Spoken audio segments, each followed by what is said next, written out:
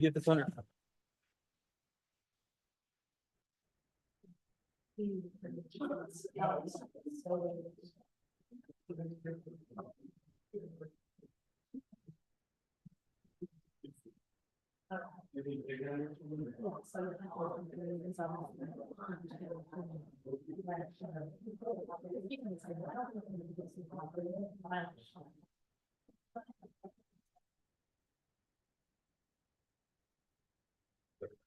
Oh,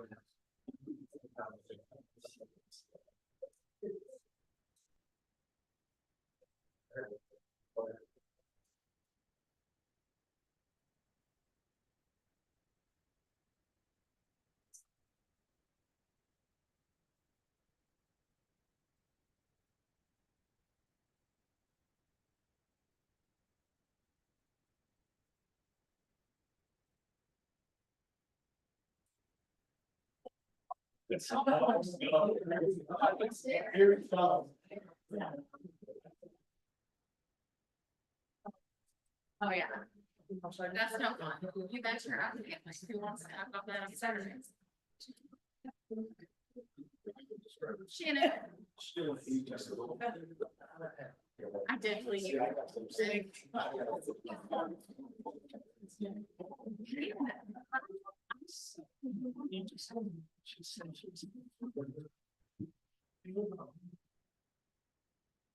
Good morning, everyone. I now call the Thursday, February 6th Physical Resources Committee to order. I trust that you have had an opportunity to read the minutes of December 5th. If you have, I'd entertain a motion to approve those. So moved. Moved by Tillotson.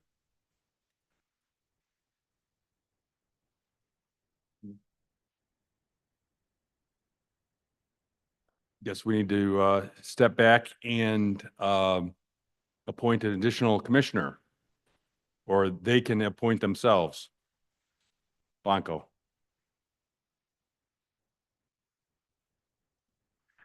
Do we need a motion? Okay. So we have a motion by Tillotson and supported by Collins. All those in favor signify by saying aye. Aye. Opposed, motion carries. Approve the minutes of December 5th. Moving on to finance report. You will find your finance reports in your packet, starting with your capital fund building and site division. You will see, I want to draw attention to BS 2404, which is the basement, annex basement repairs. We are just waiting on one final reimbursement through MMRMA, and that's for some of the tax support. So that should be coming in any day now. But your balance available, excuse me, for future projects is $1,675,487.77. Moving on to your capital fund Maurice Beer Campus Division, you will see again that two projects, if you recall, those fiber runs from throughout the building, so that we, one, did not cut a fiber line during the new build, and two, that we needed to run fiber to the school for educational purposes. I believe you will see these, actually, you'll see these closing out later on, but your available balance there is $392,784.04. If there's any questions, I will attempt to answer them. Any questions of Deputy Administrator Elliott? Hearing none, we are moving along now to building and grounds. Mr. Meehan, sir, good morning. Good morning. Marvelous morning. We didn't have a 1/4 inch ice, so we're happy. Just a couple little updates. The jail ARPA funded projects, we're scheduled to be completed by April 24th on that, which is a little bit later than we figured, but it's been an interesting down there. Captain Casey has a lot of people, a lot of vendors going in and out of his jail facility. The judicial ARPA fund projects, I think we got a completion date scheduled of April 13th. We should be about done with as far as buildings, the ground side of that project. The annex elevator, we were down from 117 to 128 over there. That was a little bit of an issue for getting people back upstairs and then back downstairs. So that's an older elevator. I've asked for a updated price of renovating that elevator. And surprisingly, I haven't received that yet. Usually they're pretty quick on getting that to me. And the last thing I'd like to talk about is Marie Spear campus. We had I don't know if Rod updated you or anybody else updated you. We had a roof drain that froze. And we got a pretty serious leak inside the administration wing of open unit.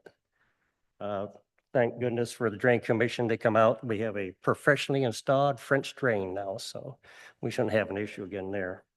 It's currently being remediated as soon as probably 5 to 6 more days, and we'll be able to get a construction vendor out there to get us some pricing on what it's going to take to bring it back. So that's been interesting. Buildings and grounds, we're under 20 open projects. We're down to 17 open projects in my office currently. That's getting much better. By the middle of March, middle of May, we'll be down to just one 2024 project, and that'll be Marie Spear campus. So we'll be ready to start more projects for 2025 soon. Available for any questions. Any questions of building and grounds? Hearing none, I'd just like to say that once again, Chairman Van Doren and I went out there and met with Mr. Meehan, and they have a tremendous amount of work that's always taken place. One of the silent heroes of our county government that without it and without a highly oiled machine, it would not be a well-functioning county government. So thank you, Mr. Meehan, and share our warm regards with your team. So thank you. Thank you. Moving along, we have a request. Sorry about that. It's part of the capital plan that was approved for 2025. Building and Grounds is looking to purchase a 2025 Kubota RTV with a plow in the amount of $30,850. And again, this was approved on your capital plan for 2025. I'd entertain a motion. So moved. Motion by Collins, Support for discussion. board by Tillotson for discussion. Discussion. Mr. Tillotson, So this is an ATV. Yes, it's a two-person ATV. Yes. UTV. UTV, excuse me. We also plow snow with them because they're pretty strong. They're a lot of torque for them. We currently have 2 down here, and the other one's out to the park. We'll be sliding whichever one is oldest and less reliable back out to the parks. And we'll get rid of that 2009. Right now, that 2009 needs well, it's done a lot of work. It definitely needs to be replaced, but the new one will stay here, and then the oldest one will go out to the Parks Commission. Okay. So you got 3. With a new one, you'd have 4. Yes, we'll get rid of that oldest one, but like I say, it will barely move. We changed the transmission fluid in it, and it works for a little while, but not long. Transmission needs some work on it, sir. I don't see us getting a whole lot of funds out of that when we sell it. Okay. And you will sell it. You don't trade it in. No, no, they're the ones that worked on it, so they definitely didn't want it. Well, that brings me to my next point. And there's other people that make them. Yes, sir. So if they don't care to tell you what they want to give for it, maybe you need to just get in your car and go downtown, the next town, and find out what a John Deere costs. I just, you know, anybody that won't take one in don't really need to be part of the bidding procedure for the next one. And it's just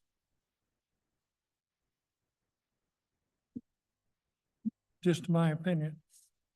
Currently, with it only running in low and now no reverse, and the floors are rotted out and we have wood in them. So we've got our life expectancy passed. We've used that equipment quite a bit downtown before it got out to the parks. We tried to stay with like I said, we have 3. We tried to stay with 3 of the similar models, all filters, everything else, tires, everything's the same. Same with the plows that we get. We try to stay on that. Instead of swapping out 3, we only have to have the parts and everything else for one type of unit instead of multiple types of unit. is the reason we're going that direction. If we need to go a different direction, we can gladly have that conversation. We probably need to have that conversation. Very good. I realize the filters, that's part of the farming process. Mhm. But everybody that sells a four-wheeler sells a filter. Instead of going to Madison Center, you're gonna go to Tecumseh, or you're gonna go to Nibley's, Ann Arbor, wherever, but it won't take you long to figure out what filters you need and go from there. But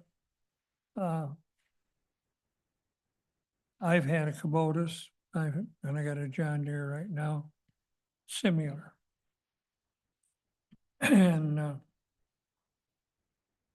I found the Kubota to be pretty often that I would have to have this done or that done. Over a 10-year period, I spent over $3,000 just on parts. So I really do think that for a long time, I thought Kubota was the answer. And I bought a new Kubota. But over the length of time that I had it, the last one I bought was a John Deere.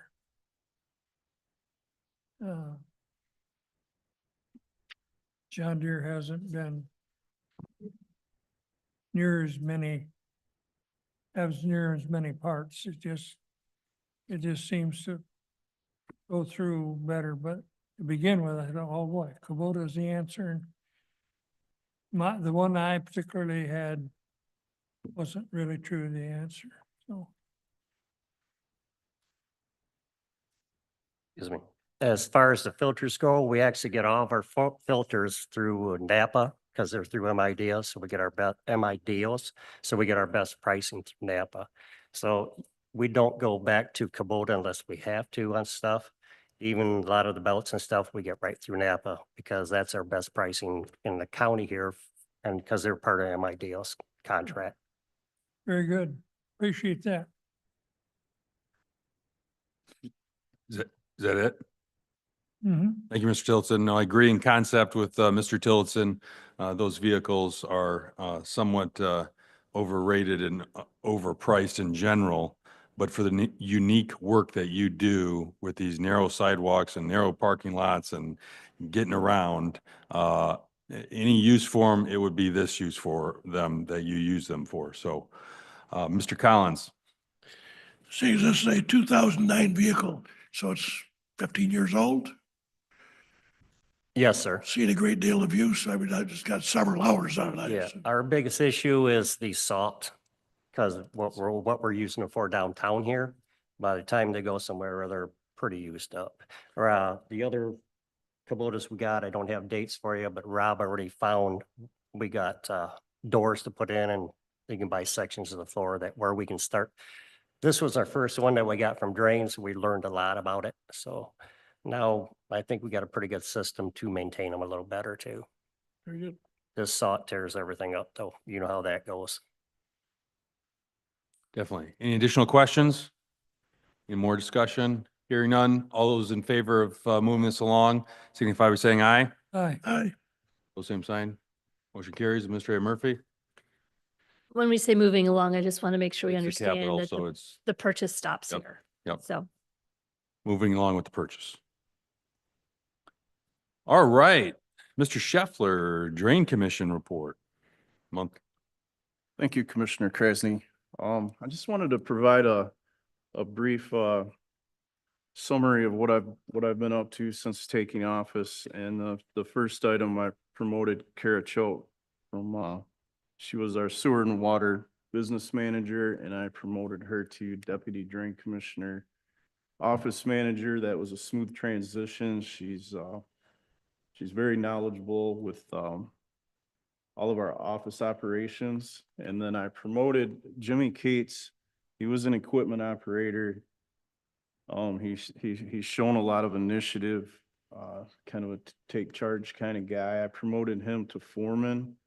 to work directly with our drain maintenance staff. And then I was very fortunate to have Robert Griffin. He was a former drainage contractor, worked in our county.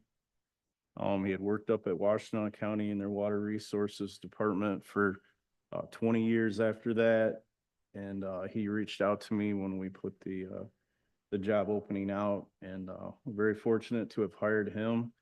He pretty much can hit the ground running in my former position, so I was I'm very fortunate to get that.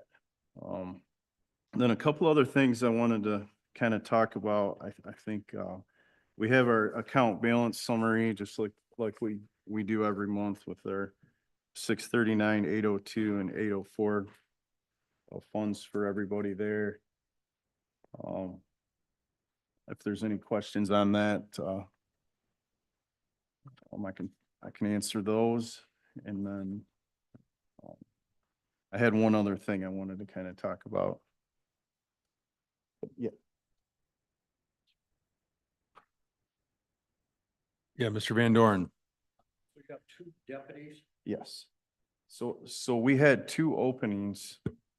When Jenny Escott was drain commissioner, I was a deputy, and then Joe Bresby, our drain engineer at that time, was a deputy. He had left approximately 3 years ago, and then I kind of just absorbed his duties for that time. So we did have two vacancies there for 2 deputies. Thank you. So through that process, yeah, we didn't, these were all positions that were open. Mr. Murphy.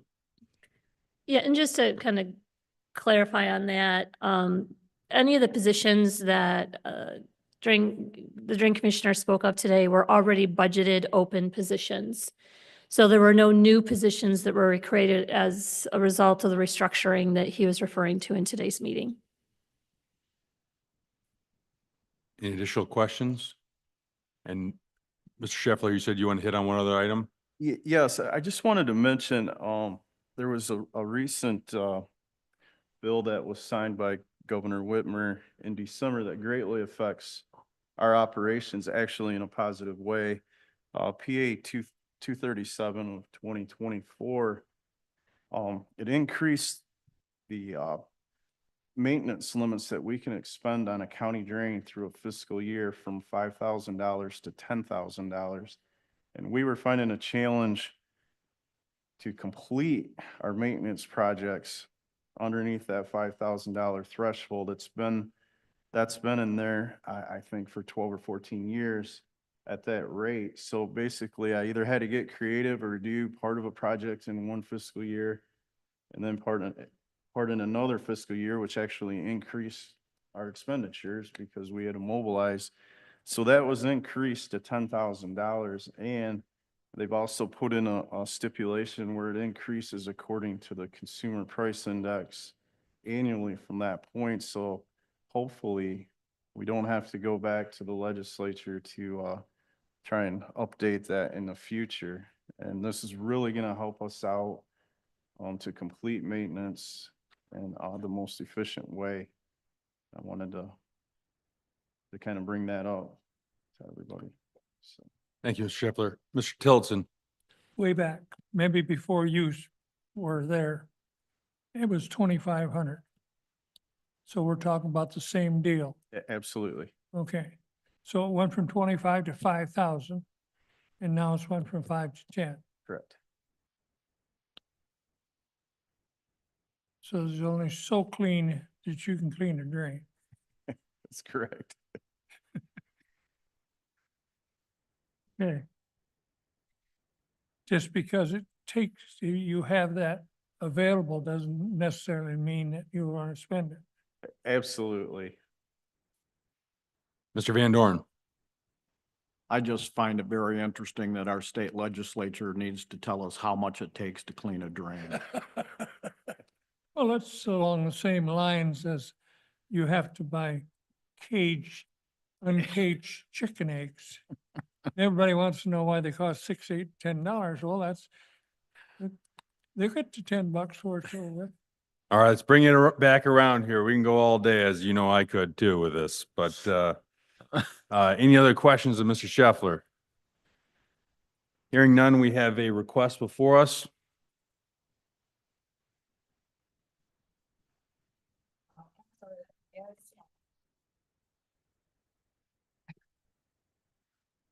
As has been procedure in the past, you, Mr. Scheffler, Drain Commissioner Scheffler is bringing the annual rates, that are utilized by the drain. And they charge back to county drains, sewer and water systems as they use their equipment to perform maintenance on those drain and systems. So they are reimbursed through the special assessments for drains and user fees for sewer and water.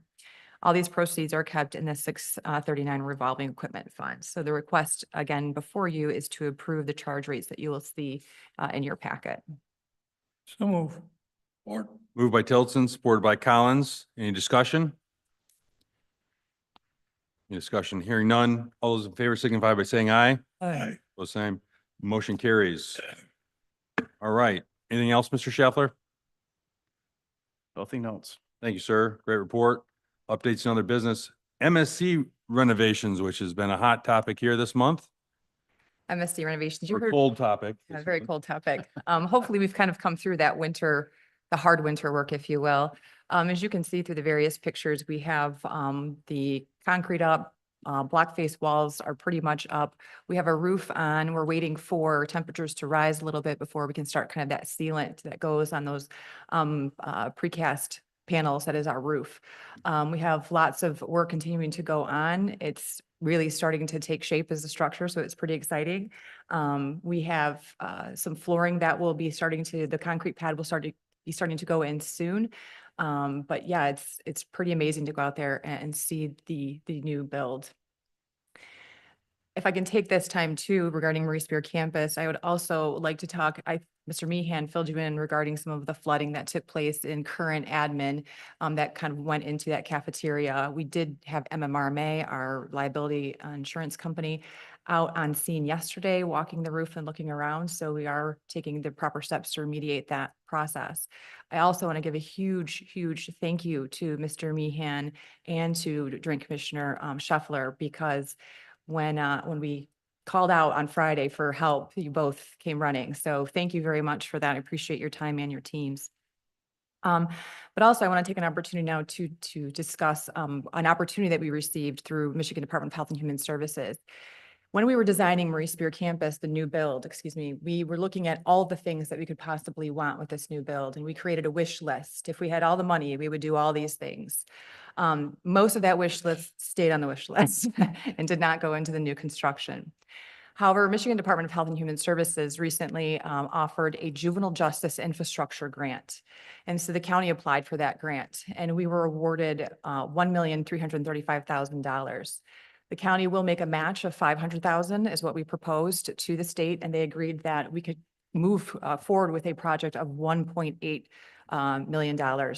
And that project we proposed was essentially to replace the current hygiene infrastructure in existing detention.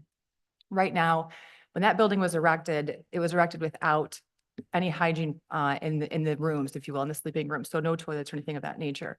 Those were added after the fact. So chases right now, to access a chase in that building, unfortunately, if they have to do that for any reason to turn off the water and things of that nature, because you have a youth misusing their toilet, their hands and knuckles are often bloodied by that because it's so sharp in there and so tight. So we'll be able to get new chases, larger chases that they can access and utilize adequately. The floors will come up, new piping will go down, new toilet sinks will go into the rooms. Because we have to do all of this work with pulling up the floors, we're also going to install new, better detention grade beds. So what we're installing in our current rooms with this project will be the exact same things that essentially we're installing in the new build. So when we blow through old detention to connect them, frankly, that's when we will be carrying on with this project. This will become essentially a new phase 3, if you will, of the current project. So it's very exciting that we're going to be able to do this. It's absolutely needed and necessary, as that aging infrastructure is difficult to work with. Parts are not accessible anymore. So again, this is a great opportunity that the state of Michigan has provided us. And that will be Mi- coming to you at Ways and Means, excuse me. The ask will be coming to you through Ways and Means. Administrator Murphy. That's kind of where I was going to go next. So I appreciate you mentioning that. We've talked about that this is a project. It's going to be a great project. We want to do this, but of course we need the Board of Commissioners' blessing to move forward with the project in itself. A lot of legwork has gone in on Deputy Elliott's part to put us into a position where we could be the recipients of this grant funding to be able to expand this project that we have going on and make the required improvements. I think a number of you have gone through old detention. That is the one that looks kind of like the jail cells for the young people. And that's the area that we're looking at making some of the improvements upon. So as she indicated on Tuesday, as part of the Ways and Means agenda, you will be presented with a little bit more detail on what that project is, how the funding stream will work, and then be requesting to move us forward to authorize the acceptance of the grant and authorize the signatory on the grant. So. Wonderful. Any additional questions? Mr. Collins? Just a comment, well, we were handing, excuse me, handing out kudos to these gentlemen in their departments, and very well deserved, I might add. We also want to add one for the Department of Aging. They're going to have difficulty feeding those kids out there since this leak happened. And the Department of Aging stepped up and bought meals out to the kids. So it was the Department of Aging that fed the kids since this happened. Yeah, that was a great job. Thank you, Mr. Collins, for pointing that out. All right, moving along, we have a couple of requests before us. We have the Emergency Operations Center restructure. So this was a project that was already approved on the capital budget, capital improvement request. I went out and got new bids and we were still under. So the request is for the upgrades and restructure not to exceed $25,000. Basically what we're doing is right now our EOC is set up in a half circle, and through a couple of activations and some exercises that we've done, that's not really feasible for the EOC to operate. So I want to restructure it to set up to match the incident command system. So there'll be pods. There'll be a pod for planning, a pod for logistics, a pod for operations, and a pod for admin finance, and a pod for our incident command in the EOC, as well as separated still in the airport in a side room, but separated from the rest of the EOC activity will be a spot for our PIO. Because the PIO in the middle of everything else going on can't do her job effectively. So we will be using the same tables that are already there. Basically, the restructure is mostly for adding power outlets, data ports, and adding a network switch. About 18 months ago, I did receive a grant through our Homeland Security grant, where I've already purchased large screen Bluetooth enabled TVs that are already out there on carts, and there'll be a TV sitting with each pod for them to work off of and broadcast to, and as well as being able to not FaceTime, but Zoom call or Microsoft Teams with some counterparts or at the state right now, we can't do that. But with this new setup, the planning pod could have a Zoom call with somebody at the state, and at the same time, our logistics pod could be having a Zoom call with somebody else. So we can have multiple Zoom calls going on that only affects that section of the EOC. So it will, in the end, will operate much more efficiently and function a lot better. Motion to approve. Motion by Collins, Support. or by Tillotson. Any discussion? Hearing none, all those in favor signify by saying aye. Aye. Aye. Both sign. Motion carries. Thank you, Mr. Tanis. We have a request before us on IT projects and closing them out. Yes, this is just essentially, these are the fiber lines that we discussed before. When we ran the fiber again, we had to create new fiber from existing detention to the administration building because we didn't really know where the previous one was, and we did not want to hit it when we were constructing the new build. So we ran fiber from old detention to administration. Then due to some other needs, we ran fiber from administration to the chapel and then to the schools to help kids with some of those academic needs. Those projects have been completed, and so we're just asking you to close project MS 2404 and project MS 2405. Do we have a motion to that effect? So move. Motion by Tillotson, supported by Collins. Any discussion? Yes. I would also point out that the administration in question is the Maurice Spears Campus Administration and not any other administration in the county with regard to detention. Mr. Tillotson. So we closed them accounts out. What do we got left for money? Nothing. It's just closing out the project from an administrative standpoint. Administrator Murphy. Yeah, if you look at the finance reports that were reported earlier by the deputy, you can see that the project cost and the expenditures matched up. And so there is no balance to be returned to to that division of the capital fund. Okay, thank you. Any additional questions? Hearing none, You have a question? You have a question? No, I'm okay. hearing none, all those in favor signify by saying aye. Aye. Both same sign, motion carries. We've closed out those projects. One last one, we have a request from Reese Spears Campus for some furniture, fixtures and equipment. That's correct. This request, we moved the scope of furniture, fixtures and equipment into two different areas. One was essentially your detention scope and one was more of your office classroom scope. So this is your office and classroom scope. So this is furniture like desks, chairs, some tables, things of that nature. We have to go into an agreement or under contract with the entities directly as we use Ranger with subcontractors normally, but we have to enter into this directly with the county and these organizations to maintain our tax exemption as well as we get a better deal because this is also done through a procurement program.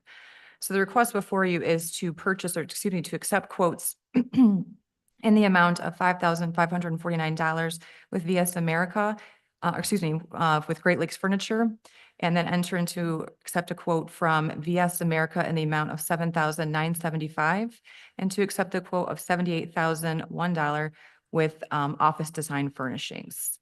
And again, this is for those classrooms, tables, chairs, and things for that nature that will be going into the offices for staff, that will be going into the classrooms for the youth, and that some of the equipment that will be going into like the break room and things like that for Department on Aging. Do we have a motion to that effect? So move. Support. Motion by Tillotson, supported by Collins. Any discussion? Any discussion? Hearing none, all those in favor signify by saying aye. Aye. Both same sign, motion carries. All right. I believe that's all of our updates and other business. Moving along now to one of my favorite parts of the meeting, the public comment portion. Is there any public comment? Is there any public comment? Hearing none, seeing none, I'd entertain a motion to adjourn. So, Motion by Tillotson, supported by Collins. All those in favor signify by saying aye. Aye. aye.